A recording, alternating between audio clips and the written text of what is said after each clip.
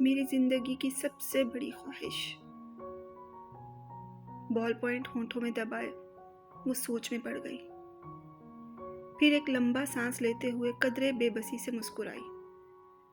बहुत मुश्किल है इस सवाल का जवाब देना। क्यों मुश्किल है? जवेरिया ने उससे पूछा। क्योंकि मेरी बहुत सारी ख्वाहिशात हैं और हर ख्वाहिश ही मेरे लिए बहुत अहम है, इसने सर को झटकते हुए बोला। वो दोनों ऑडिटोरियम के अगबे हिस्से में दीवार के साथ ज़मीन पर टेक लगाए हुए बैठी थी। एफएससी की क्लासेस में आज उनका 8वां दिन था और उस वक्त वो दोनों अपने फ्री पीरियड में ऑडिटोरियम के अगबे हिस्से में आकर बैठ गई। लेकिन मूंगफली के दानों को एक एक करके खाते हुए जवेरिया ने इससे पूछा, तुम्हारी जिंदगी की सबसे बड़ी ख्वाहिश क्या है इमामा? इमामा ने कदरे हैरानी से इसे देखा और सोच में पड़ गई। पहले तुम बताओ, तुम्हारी जिंदगी की सबसे बड़ी ख्वाहिश क्या है? इमामा ने जवाब देने की बजाय उल्टा सवाल कर दिया। पहले मैंने पूछा है, तुम्हें पहले जवाब देना चाहिए। जवेरिया ने गर्दन हिलाई। अच्छा, ठीक है, मुझे और सोचने दो। इमामा ने फौरन हार मानते हुए कहा। मेरी जिंदगी की सबसे बड़ी ख्वाहिश, वो बुड़बुड़ाई। एक ख्वाहिश तो ये है कि मेरी जिंदगी बहुत लंबी हो। क्यों? जवेरिया हंसी। बस 50-60 साल की जिंदगी मुझे बड़ी छोटी लगती है। कम से कम 100 साल तो मिलने चाहिए इंसान को दुनिया में। और फिर मैं इतना सब कुछ करना चाहती हूँ। अगर जल्दी मर जाऊंगी तो फिर मेरी सारी ख्वाहिशात अधूरी रह जाएंगी। इसने मूंगफली का एक दाना मुंह में डालते हुए कहा। अच्छा, और? जवेरिया ने पूछा।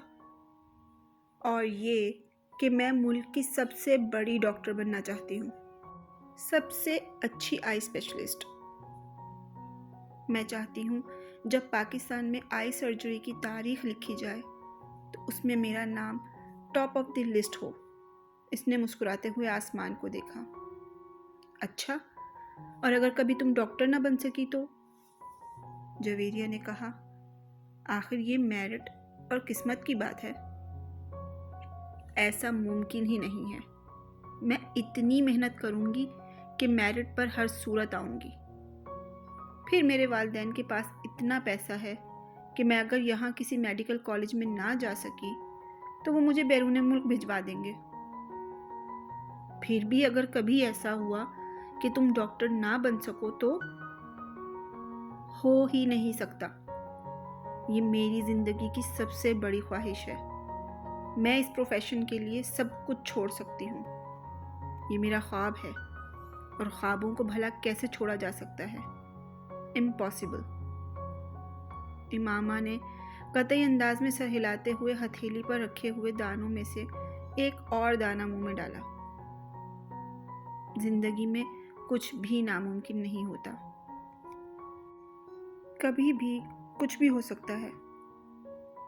फर्ज करो अगर तुम डॉक्टर ना बन सकी तो फिर क्या करोगी? कैसे रिएक्ट करोगी? इमामा अब सोच में पड़ गई। पहले तो मैं बहुत रोऊंगी, बहुत ही ज्यादा, कई दिन तक, और फिर मैं मर जाऊंगी। जवेरिया बेइख्तियार हंसी। और अभी कुछ देर पहले तो तुम ये कह रही थी कि तुम लंबी जिंदगी चाहती हो और अभी तुम कह रही हो कि तुम मर जाओगी। हाँ, तो फिर जिंदा कर रहकर करूंगी क्या? सारे प्लान्स मेरे मेडिकल के हवाले से ही तो हैं। और ये चीज जिंदगी से निकल गई तो फिर बाकी रहेगा क्या? यानी तुम्हारी एक बड़ी ख्वाहिश और दूसरी बड़ी ख्वाहिश को ख़त्म कर देगी। तुम यही समझ लो। तो फिर इसका मतलब तो यही हुआ कि तुम्हारी सबसे बड़ी ख्वाहिश डॉक्टर बनना है, लंबी जिंदगी पाना नहीं। तुम कह सकती हो। अच्छा, अगर तुम डॉक्टर ना बन सकी तो फिर मरोगी कैसे? खुदकुशी करोगी या तबई मौत? जवेरिया ने बड़ी दिलचस्पी से पूछा। तबई मौत ही मरूंगी, खुदकुशी तो कर ही नहीं सकती, इमामा ने लापरवाही से कहा। और अगर तुम्हें तबई मौत ना आ सकी तो? मेरा मतलब है जल्द ना आई तो फिर तो तुम डॉक्टर ना बनने के बावजूद भी लंबी जिंदगी गुजारोगी। नहीं, मुझे पता है कि अगर मैं डॉक्टर ना बनी तो फिर बहुत जल्द मर जाऊंगी। मुझे इतना दुख होगा कि मैं तो जिंदा ही नहीं रह सकूंगी, वो यकीन से बोली। तुम जिस कदर खुशमिजाज हो, मैं कभी यकीन नहीं कर सकती कि तुम कभी इतनी दुखी हो सकती हो कि रो रो कर मर जाओ, और वो भी सिर्फ इसलिए कि तुम डॉक्टर नहीं बन सकी। लुकिंग वेरी फनी, जवेरिया ने इस बार इसका मजाक उड़ाने वाले अंदाज में कहा।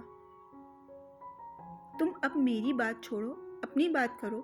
तुम्हारी जिंदगी की सबसे बड़ी ख्वाहिश क्या है? इमामा ने मौजू बदल दिया। रहने दो। क्यों रहने दूं? बताओ ना, तुम्हें बुरा लगेगा, जवेरिया ने कुछ हिचकिचाते हुए कहा। इमामा ने गर्दन मोड़कर हैरानी से इसे देखा। मुझे क्यों बुरा लगेगा? जवेरिया खामोश रही। ऐसी क्या बात है जो मुझे बुरी लगेगी?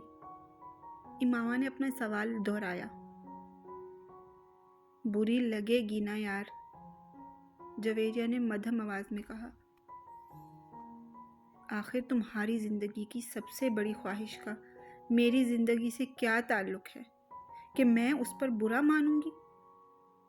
इमामा ने इस कदर उलझे हुए अंदाज में पूछा। कहीं तुम्हारी ये ख्वाहिश तो नहीं है कि मैं डॉक्टर ना बनूं? इमामा को अचानक याद आया और जवेरिया हंस दी। नहीं नहीं, जिंदगी सिर्फ एक डॉक्टर बन जाने से कहीं ज्यादा अहमियत की हामिल होती है। पहेलियां मत बुझवाओ और मुझे बताओ, इमामा ने कहा। मैं वादा करती हूँ, मैं बुरा नहीं मानूंगी। इमामा ने अपना हाथ उसकी तरफ बढ़ाते हुए कहा। वादा करने के बावजूद मेरी बात सुनने पर तुम बुरी तरह नाराज होगी। बेहतर है हम कुछ और बात करें। अच्छा, मैं अंदाजा लगाती हूँ तुम्हारी इस ख्वाहिश का ताल्लुक मेरे लिए किसी बहुत अहम चीज से है, राइट?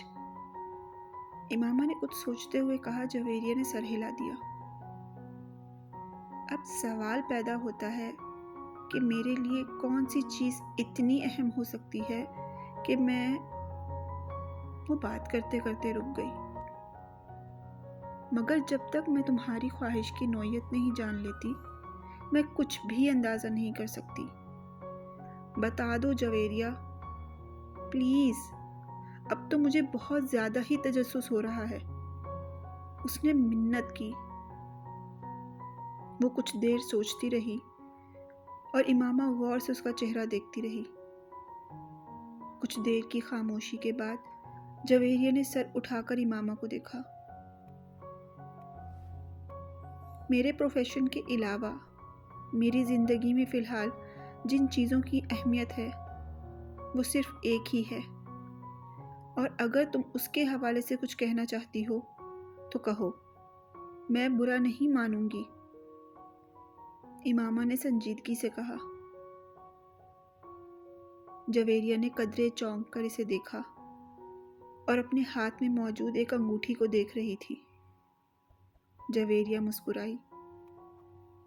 मेरी जिंदगी की सबसे बड़ी ख्वाहिश ये है कि तुम। जवेरिया ने उसे अपनी ख्वाहिश बताई।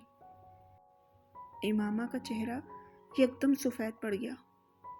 वो शॉक थी या हैरत ज़दा, जवेरिया अंदाज़ा नहीं कर सकी, मगर उसके चेहरे के तासुरात ये ज़रूर बता रहे थे कि जवेरिया के मुंह से निकलने वाले जुमले उसके हर अंदाजे के बरक्स थे। मैंने तुमसे कहा था ना, तुम बुरा मानोगी। जवेरिया ने जैसे सफाई पेश करने की कोशिश की। मगर इमामा कुछ कहे बगैर उसे देखती रही। मुइज़ हलक के बल चिल्लाता हुआ दर्द से दोहरा हो गया। उसके दोनों हाथ अपने पेट पर थे। उसके सामने खड़े 12 साला लड़के ने अपनी फटी हुई टी शर्ट की आस्तीन से अपनी नाक से बहता हुआ खून साफ किया और हाथ में पकड़े हुए टेनिस रैकेट की एक बार फिर पूरी कुव्वत से मुइज़ की टांग पर दे मारा। मुइज़ के हलक से एक बार फिर चीख निकली और वो इस बार सीधा हो गया। कुछ बेयकीनी के आलम में इसने खुद से 2 साल छोटे भाई को देखा, जो अब बगैर किसी लिहाज और मुरव्वत के उसे उस रैकेट से पीट रहा था, जो मुइज़ कुछ देर पहले इसे पीटने के लिए लेकर आया था। इस हफ्ते में इन दोनों के दरमियान होने वाला ये तीसरा झगड़ा था और तीनों बार झगड़ा शुरू करने वाला इसका छोटा भाई था। मुइज़ और उसके ताल्लुकात हमेशा ही नाखुशगवार रहे। उनका झगड़ा बचपन से लेकर अब से कुछ पहले तक सिर्फ जुबानी कलामी बातों और धमकियों तक ही रहा, मगर अब कुछ अरसे से दोनों हाथापाई पर उतर आए और आज भी यही हुआ। वो दोनों स्कूल से इकट्ठे वापस आए थे और गाड़ी से उतरते हुए उसके छोटे भाई ने बड़ी दृष्टि के साथ पीछे रुकी से उस वक्त अपना बैग खींच कर निकाला। मुइज़ अपना बैग निकाल रहा था। बैग खींचते हुए मुइज़ के हाथ को बुरी तरह चोट लगी। मुइज़ बुरी तरह तिलमिलाया। तुम अंधे हो चुके हो? वो इत्मीनान से अपना बैग उठाए बेनियाजी से अंदर जा रहा था। मुइज़ के चिल्लाने पर इसने पलट कर इसको देखा और लाउंज का दरवाज़ा खोलकर अंदर चला गया। मुइज़ के तन बदन में जैसे आग लग गई हो। वो तेज कदमों से उसके पीछे अंदर चला आया। अगर दोबारा तुमने ऐसी हरकत की तो मैं तुम्हारा हाथ तोड़ दूंगा। उसके करीब पहुंचते हुए मुइज़ एक बार फिर धाड़ा। इसने बैग कंधे से उतार कर नीचे रख दिया और दोनों हाथ कमर पर रखकर खड़ा हो गया। निकालूंगा। तुम क्या कर लोगे? हाथ तोड़ दोगे? इतनी हिम्मत है? ये मैं तुम्हें उस वक्त बताऊंगा जब तुम दोबारा ये हरकत करोगे। मुइज़ ने अपना हाथ उसकी तरफ बढ़ाया,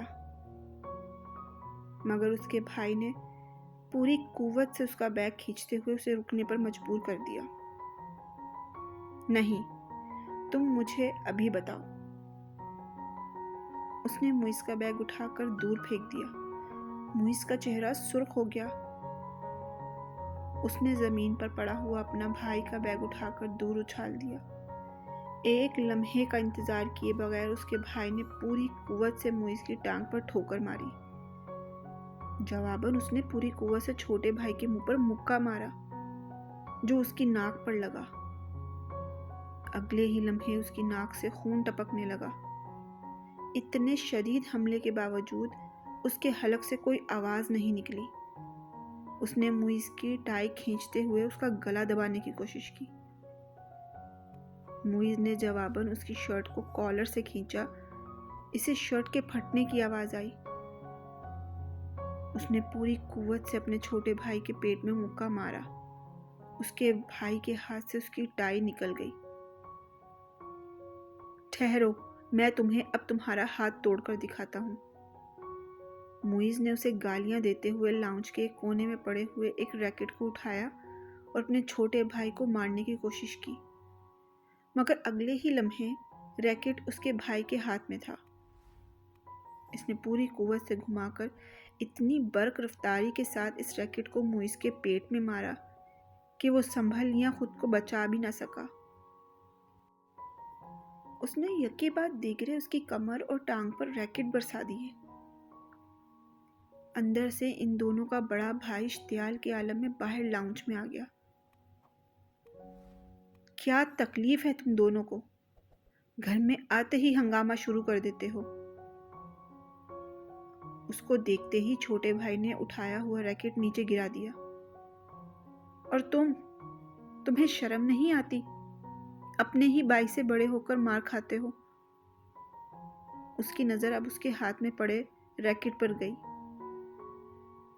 नहीं आती, इसने बड़ी ढिठाई के साथ कहते हुए रैकेट एक तरफ उछाल दिया और बड़ी बेखूनी से कुछ फासले पर पड़ा हुआ अपना बैग उठाकर अंदर जाने लगा।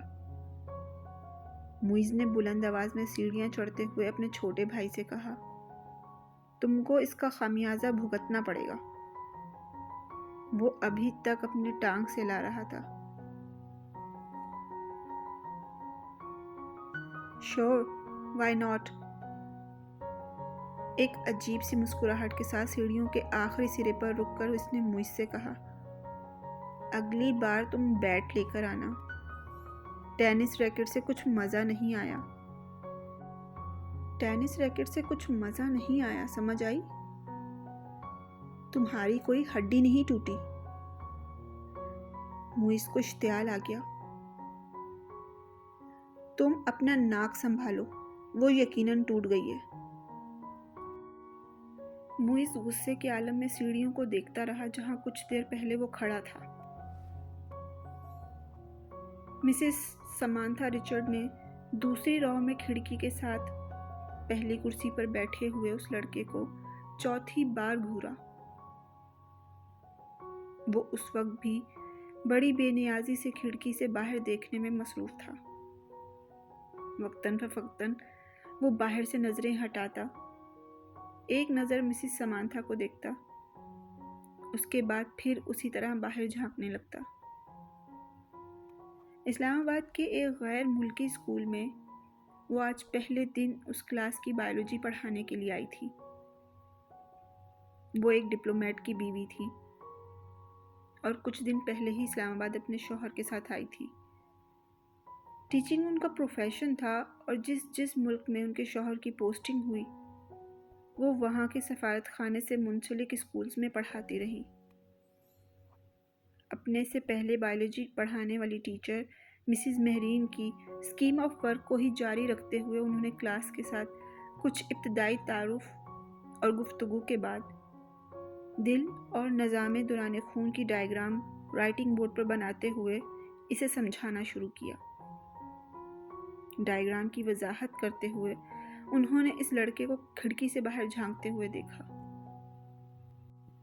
पुरानी टेक्निक का इस्तेमाल करते हुए अपनी नज़रें लड़के पर मरकूज रखते हुए उन्होंने अचानक बोलना बंद कर दिया। क्लास में यकदम खामोशी छा गई। उस लड़के ने सर घुमाकर अंदर देखा। मिसेस समांथा रिचर्ड उसी की नज़रें मिली और मिसेस समांथा मुस्कुराई। एक बार फिर उन्होंने अपना लेक्चर शुरू कर दिया। कुछ देर तक उन्होंने इसी तरह बोलते हुए अपनी नज़रें उसी लड़के पे रखी जो अब अपने सामने पड़ी नोटबुक पर कुछ लिखने में मसरूफ था। उसके बाद मिसेस समांथा ने अपनी तवज्जो क्लास में मौजूद दूसरे स्टूडेंट्स पर मरकूज कर ली। उनका ख्याल था वो खासा शर्मिंदा हो चुका है, दोबारा बाहर नहीं देखेगा। मगर सिर्फ 2 मिनट के बाद उन्होंने उसे एक बार फिर खिड़की से बाहर मतवज्जा देखा। वो एक बार फिर बोलते बोलते खामोश हो गई। बिला तौक़ुफ़ इस लड़के ने गर्दन मोड़कर फिर उनकी तरफ देखा। इस बार मिसेस समांथा मुस्कुराई नहीं बल्कि कदरे संजीदगी से उसे देखते हुए एक बार फिर लेक्चर शुरू कर दिया। चंद लम्हे गुजरने के बाद उन्होंने राइटिंग बोर्ड को देखने के बाद दोबारा उस लड़के को देखा तो वो एक बार फिर खिड़की से बाहर कुछ देखने में मसरूफ था।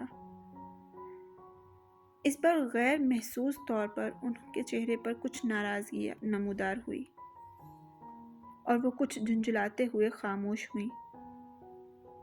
उनके खामोश होते ही उस लड़के ने खिड़की के बाहर से नज़रें हटाईं और फिर टीचर की तरफ देखा। इस बार इस लड़के के माथे पर भी कुछ शिकने थी।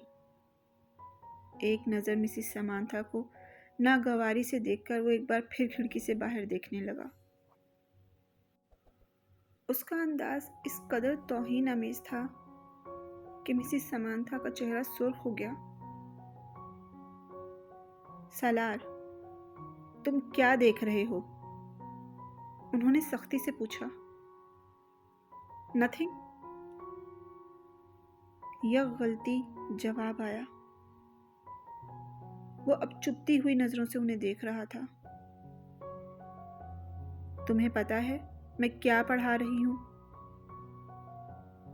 होप सो, इसने इतने रूड अंदाज में कहा कि मिस समांथा ने एकदम हाथ में पकड़ा हुआ मारकर कैप से बंद करके टेबल पर फेंक दिया।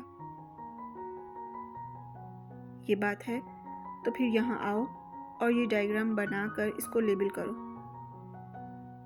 उन्होंने स्पंज के साथ राइटिंग बोर्ड को साफ करते हुए कहा। यके बाद देगरे लड़के के चेहरे पर कई रंग आए। उन्होंने क्लास में बैठे हुए स्टूडेंट्स को आपस में नजरों का तबादला करते देखा। वो लड़का अब सर्द नजरों के साथ समांथा को रिचर्ड को देख रहा था।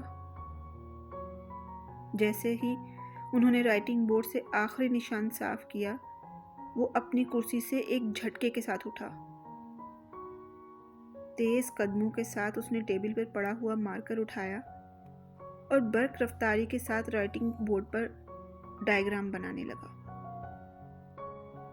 पूरे 2 मिनट 57 सेकंड्स के बाद उसने मार्कर पर कैप लगाकर उसे मेज पर उसी अंदाज में उछाला जिस अंदाज में समांथा रिचर्ड ने उछाला था, और समांथा रिचर्ड्स की तरफ देखे बगैर अपनी कुर्सी पर आकर बैठ गया। मिसेस रिचर्ड ने इस मार्कर उछालते हुए या अपनी कुर्सी की तरफ जाते हुए नहीं देखा। वो बेयकीनी के आलम में राइटिंग बोर्ड पर 3 मिनट से भी कम अरसे में बनाई जाने वाली लेबल डायग्राम को देख रही थी, जिसे बनाने में उन्होंने 10 मिनट लिए थे और वो उनकी डायग्राम से ज़्यादा अच्छी थी। वो कहीं भी मामूली सी गलती भी नहीं ढूंढ सकी। कुछ हफीफ सी होते हुए उन्होंने गर्दन मोड़कर एक बार फिर उस लड़के को देखा। वो फिर खिड़की से बाहर देख रहा था। for watching this video. Wasim ने तीसरी बार दरवाजे पर दस्तक दी। इस बार अंदर से इमामा की आवाज सुनाई दी। कौन है? इमामा, मैं हूं, दरवाजा खोलो। वसीम ने दरवाजे से अपना हाथ हटाते हुए कहा। अंदर खामोशी छा गई। कुछ देर बाद दरवाजे का लॉक खुलने की आवाज सुनाई दी। वसीम ने दरवाजे के हैंडल को घुमाकर दरवाजा खोल दिया। इमामा उसकी जाने पुश्त किए अपने बेड की तरफ बढ़ी। तुम्हें इस वक्त क्या काम आन पड़ा है मुझसे? आखिर तुमने इतनी जल्दी दरवाजा क्यों बंद कर लिया था? अभी तो 10 बजे हैं।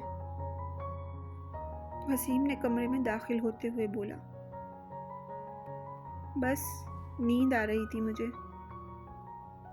वो बेड पर बैठ गई और वसीम उसका चेहरा देखकर चौंक गया। तुम रो रही थी? बेख्तियार उसके मुंह से निकला। इमामा की आंखें सुर्ख और सूजी हुई थी और वो उससे नजरें चुराने की कोशिश कर रही थी। नहीं, रो नहीं रही थी, बस सर में कुछ दर्द हो रहा था। इमामा ने मुस्कुराने की कोशिश की। वसीम ने उसके पास बैठते हुए उसका हाथ पकड़कर टेम्परेचर चेक करने की कोशिश की। कहीं बुखार तो नहीं है? इसने कुछ तशवीश भरे अंदाज में कहा और फिर हाथ छोड़ दिया। बुखार तो नहीं है? फिर तुम कोई टैबलेट ले लेती। मैं ले चुकी हूँ। अच्छा, तुम सो जाओ। मैं बातें करने आया था, मगर अब इस हालत में क्या बातें करूंगा तुमसे? वसीम ने कदम बाहर की तरफ बढ़ाते हुए कहा। इमामा ने इसे रोकने की कोशिश नहीं की। वो खुद भी उठकर उसके पीछे गई और वसीम के बाहर निकलने के फौरन बाद उसने दरवाज़ा फिर से लॉक कर लिया। बेड पर ऊंधे मुंह लेटे इसने तकिए में मुंह छुपा लिया। वो एक बार फिर हिचकियों के साथ रो रही थी।